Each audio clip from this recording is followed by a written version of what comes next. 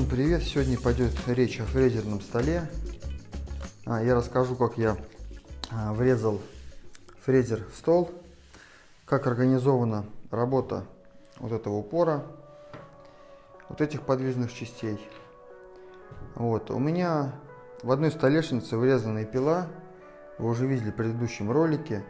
Пила Makita. Кто не видел, может посмотреть. И фрезер. Довольно удобно. У меня 100 столов, нету возможности иметь. Сейчас я покажу, как все это организовано.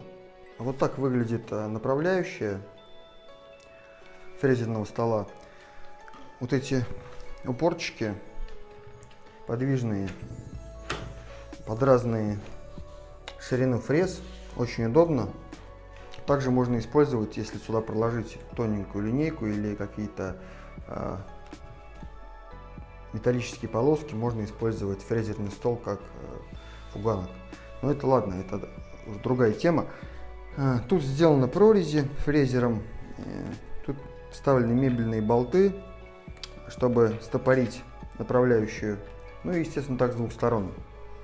Если направляющую нужно застопорить, мы сюда вставляем мебельный болт, то есть здесь тоже сделаны прорези и в столе отверстие. Вставляем мебельные болтики и также барашком их прикручиваем с другой стороны. Все застопорили, то есть тут и тут, то есть все, она не двигается, и проводим здесь какие-то работы другие. Пылеотсос сделан очень просто, то есть вот такая вот склеена конструкция и вставлен и приклеен пистолетом клеевым переходник, куплен в магазине сантехники. Все очень просто. Все, вот так это все вставляется.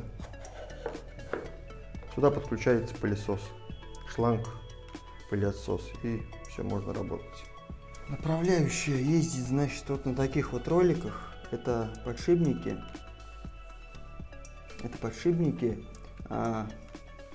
С двух сторон система такая, то есть она отлично вот передвигается. Главное, чтобы вот эти вот части стола, столешницы были параллельны, а то она будет ходить ходуном и ничего не получится. Вот. Все отлично передвигается. То есть также можно регулировать, вот тут ключом ослабить, то есть подбить, если она ослабла, и отрегулировать.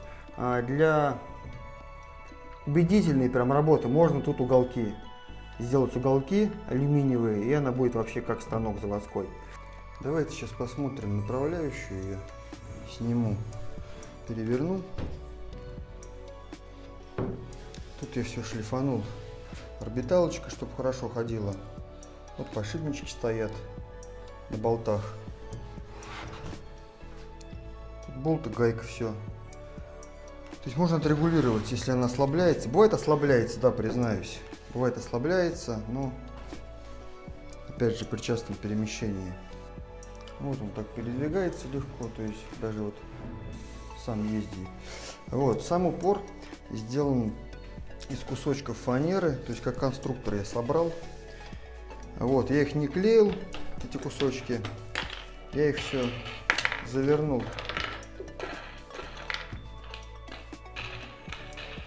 на конфирматы. Можно видеть все вот эти части, они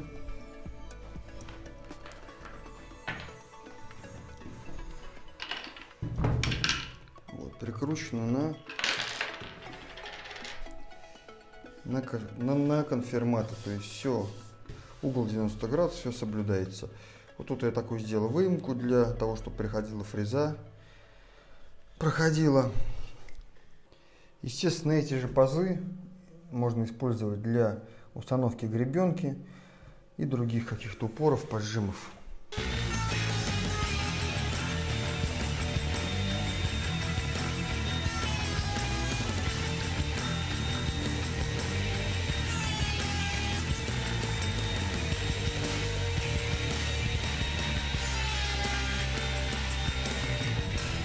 Сам фрезер я вырезал стол аналогично циркулярке.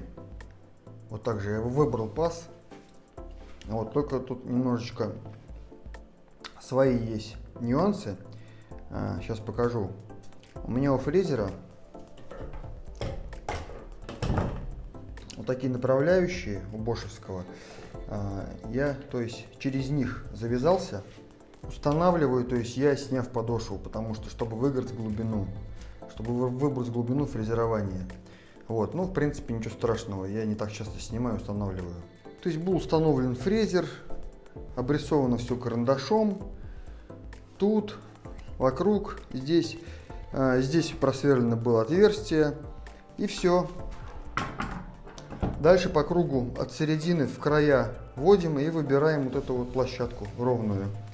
А то если вы сразу все это по большой окружности пойдете, то будет падать фрезер. Когда будете фрезеровать середину, он будет вот так сваливаться на бок. Так что от середины фрезеруем и в края. Вот, сейчас я покажу, как вот он крепится сюда. Ну, естественно, здесь мебельные болты, чтобы они не проворачивались. Гаечки самодельные, упорчики из дуба и пеньки. Установили. Все, фрезер не болтается. Проблем не было, никогда ничего не откручивалось. Вот так вот. Сейчас я покажу, как организован пуск фрезера, чтобы не наклоняться, там, рукой не держать. То есть все довольно просто. Сюда надеваем хомут, зажимаем кнопки и надеваем хомут пластиковый. Вот. Либо какие-то, может, типа щипцов. Пуск сделан таким образом. Вот такая площадка у меня сделана с автоматом установленным. Сделан удлинитель, то есть розетка и вилка. Сюда включаем фрезер сам. Все это под столом, где угодно, можно на какой угодно длине разъединить. Это все либо в пылесос, если есть там розетка с подключением инструмента, либо в розетку. Все, это все лежит на столе в любом месте, хоть сбоку, то есть с трубциной прижимаете и все, хоть где, и все. Пуск, стоп, пуск, стоп. Очень просто, все. Проще не придумаешь, надежно и просто. Ну да, лифта нету у фрезера, но кто хочет сделать себе лифт, на ютубе куча роликов уже, и электронные, и какие угодно, и ручные. Все, я просто наклоняюсь, настраиваю нужную длину по уголку там или почему. Все, контрю и работаю. Ну и все, вроде устройство стола рассказал. Я думаю, все предельно понятно всем. Кому что непонятно, пишите в комментариях, спрашивайте, с удовольствием отвечу. Кому понравилось видео, ставим пальцы вверх, подписываемся на канал. Всем пока!